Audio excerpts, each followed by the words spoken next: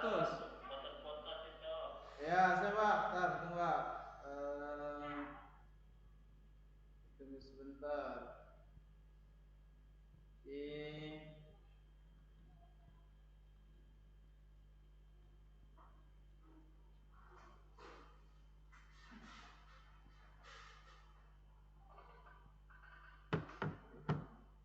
Ya, assalamualaikum, gimana Pak? Sudah Pak? Ya, assalamualaikum. Sudah jelas Pak? Suaranya nggak jelas Mas. Assalamualaikum, gimana Pak? Sudah jelas belum Pak?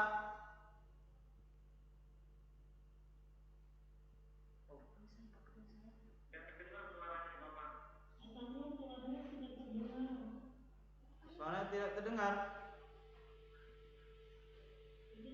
Coba pakai mikrofon, coba pakai mikrofon. Oh, ya, ntar Pak.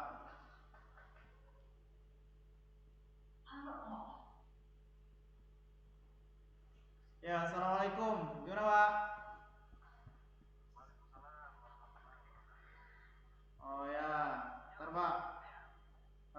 Saya besarkan suaranya. Ya, ya Pak Aris, sudah bisa terdengar belum Pak Aris? Ya, alhamdulillah sudah Pak. Ya, makasih Pak. Ya Pak, bisa suarakan ya Pak. Oke Ibu, silakan. 3, 2, 1, silakan Pak. Kecil suaranya. Baik Pak Syahrul, Ya Pak. kita kan sebagai seorang guru, Ya. tentunya sebelum melakukan proses pembelajaran, banyak persiapan-persiapan agar proses pembelajaran itu berjalan dengan baik. Ya. Pak Syahrul, sebelum melakukan pembelajaran, apa saja Pak yang dipersiapkan? Ya, jadi sebelum melaksanakan pembelajaran ada beberapa hal yang harus kami persiapkan. Ini diantaranya yang pertama menyiapkan modul ajar, kemudian yang kedua bahan ajar, kemudian yang ketiga media pembelajaran dan metode-metode pembelajaran yang lain. Itu yang bisa saya tangkap Pak. Oke, baik. Dalam persiapan tadi salah satunya adalah modul ajar. Kita dalam menyusun modul ajar, agar modul ajar itu tersusun dengan baik, tentunya ada rumusan-rumusan dalam penyusunan modul ajar. Rumusan itu apa saja Pak? Ya, jadi untuk rumusan modul ajar ini mempunyai beberapa komponen.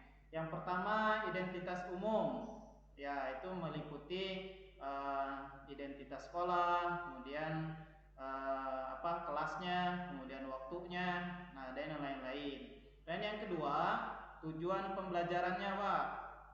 Yang ketiga materi ajarnya, yang keempat metode pembelajarannya, yang kelima media, kemudian LKPD, serta yang terakhir asesmen.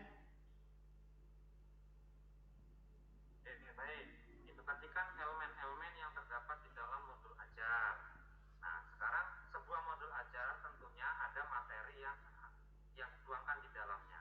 Materi itu bisa tersusun dengan baik melalui proses seperti apa Pak? Prosesnya adalah harus mencakup yang pertama diantaranya adalah harus fakta. Fakta ini artinya harus sesuai dengan kejadian yang ada. Kemudian yang kedua harus konseptual. Nah, kemudian yang ketiga prosedural. Yang keempat harus menunjukkan proses berpikir bagi anak siswa tersebut atau peserta didik tersebut, Pak. Adakah acuan yang mengacu ke situ, Pak? Acuan dari semua itu dari capaian pembelajaran Pak, berdasarkan Permendikbud 032 yang terbaru sekarang, kalau tidak salah Pak. Ya, oke. Ya. Dari capaian pembelajaran, apakah materi itu langsung menjadi modul ajar atau ada proses-proses tertentu Pak? Apa prosesnya? Proses gimana Pak?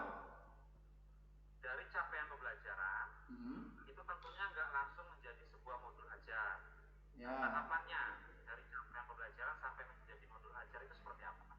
Oh ya, jadi tahapannya itu dimulai dari alur tujuan pembelajaran, Pak. Ya. Ya, dan tujuan pembelajaran. Mungkin itu kemudian alur tujuan pembelajaran, kemudian tujuan pembelajaran, langkah-langkah pembelajaran, dan yang terakhir asesmen. Ya, saya kira cukup itu, Pak. Oke, baik. Ya. Baik, tadi Bapak menyebutkan alur tujuan pembelajaran. Ya, Dalam siap. menetapkan alur tujuan pembelajaran, kita tentunya nggak asal menetapkan. Itu ada prinsip-prinsip yang harus diikuti. Apa saja, Pak, prinsip alur tujuan pembelajaran itu, Pak? Mengenai prinsip dalam prosedur menyusun alur tujuan pembelajaran yang saya ketahui, yang pertama sifatnya harus sederhana, Pak. Yang kedua harus berkesinambungan. Yang ketiga harus konseptual. Yang keempat harus menggunakan 3 aspek kompetensi, diantaranya kognitif, afektif, dan psikomotorik. Selanjutnya adalah merdeka belajar. Itu yang saya ketahui, Pak. Oke, terima kasih, Pak. Ya. Baik, tadi kita sudah bahas tentang modul ajar. Tentunya di akhir itu ada yang namanya asesmen. Ya. Asesmen itu apa sih, Pak? Asesmen itu adalah sebuah alat, Pak, yang digunakan untuk mengukur hasil belajar siswa itu apa sudah mencapai tujuan pembelajaran apa belum. Itu asesmen, Pak. Ya itu, Pak, ya. Hanya untuk mengukur. Selain itu juga untuk mencari informasi, Pak, mengenai apakah hasil belajar yang kita laksanakan itu sudah sesuai dengan tahapannya apa belum, dan anak-anak atau peserta didik itu apa sudah bisa memahami apa materi yang sudah kita sampaikan. Begitu, Pak. Oke, baik. Oke, terima kasih.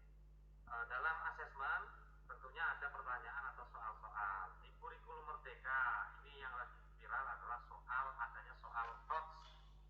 Apa sih, Pak, soal HOTS itu, Pak? HOTS itu apa? HOT ini kaitannya adalah tentang pembelajaran yang menggunakan pemikiran tingkat tinggi. Pemikiran tingkat tinggi. Hot order thinking skill. Oke. Ya. Contohnya, Pak, seperti apa itu? Contoh soalnya. Nah, jadi contohnya dia harus mencakup menganalisis, Pak. Analisa. Ya, menganalisa. Contohnya misal dalam pembelajaran tentang indahnya keberagaman, jadi anak-anak diberi sebuah konsep yang mana ada beberapa hal yang sifatnya dalam keragaman itu boleh dilakukan dan tidak boleh dilakukan. Sebagai contoh, anak-anak harus saling menghormati dalam pelaksanaan budaya yang dilakukan oleh suku yang satu dengan suku yang lain. Yang kedua, anak-anak misalnya mengikuti hari raya orang-orang di luar agamanya. Yang ketiga, anak-anak mengikuti bahasa atau bermacam bahasa. Nah, ini anak-anak disuruh menganalisis mana yang diperbolehkan, mana yang tidak. Nah, jadi yang tidak diperbolehkan tadi di nomor yang 2, Pak. Ya, begitu, Pak. Oke, terima kasih. Ya. Bapak kan guru PAI. Ya. Pendidikan agama Islam. Dalam mata pelajaran pendidikan agama Islam dan budi pekerti, tentunya ada elemen-elemen yang harus tercapai atau harus dicapai. Ya. Dalam mata pelajaran tersebut, elemen apa saja itu, Pak, yang terdapat di dalam? Jadi dalam pendidikan agama Islam itu mencakup 5 elemen. Elemen pertama adalah Al-Quran hadis, yang kedua akidah, yang ketiga akhlak, yang keempat fikih, dan yang kelima sejarah kebudayaan Islam. Ya, baik. Yang terakhir ada sejarah kebudayaan Islam. Kenapa sih Pak sejarah kebudayaan Islam itu harus masuk dalam elemen pendidikan agama Islam, Pak? Tujuannya agar apa? Ya, yang pertama, dengan adanya pembelajaran sejarah kebudayaan Islam, peserta didik ini mengetahui asal mula suatu pembelajaran yang diawali dengan adanya kejadian yang sudah pernah terjadi.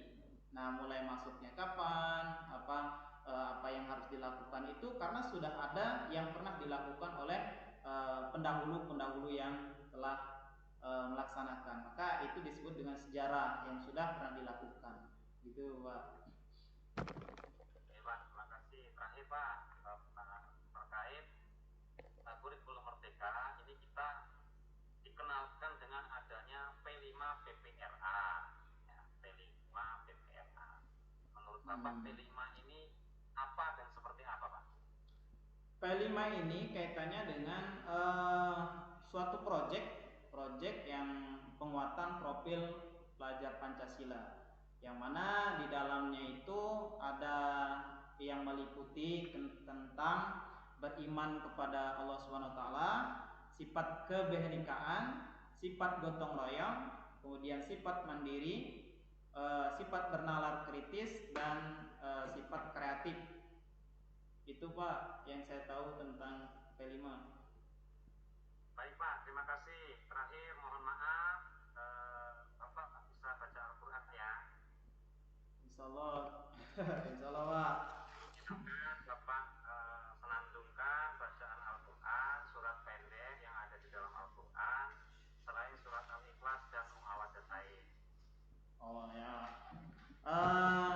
Yang saya baca Bismillah surat Al-Kausar Pak. Al-Baqarah Pak, nanti nggak selesai. Hah? Jangan Al-Baqarah, nanti nggak selesai. Oh ya, Al-Kausar aja yang ini Pak. Ya. A'udzu billahi minasy syaithanir rajim. Bismillahirrahmanirrahim. Inna a'tainakal kautsar fasholli lirabbika wanhar. Inna syani'aka huwal abtar. Shadaqallahul azim. Subhanallah, merdu sekali ini sepertinya memang sering jadi imam ini Pak. Enggak juga Pak. Baik Pak, terakhir Bapak siapkan alat tulis, silakan Bapak tulis ayat pertama surat An-Nas Pak. Surat An-Nas. Oh, Anas. Ya. Ya.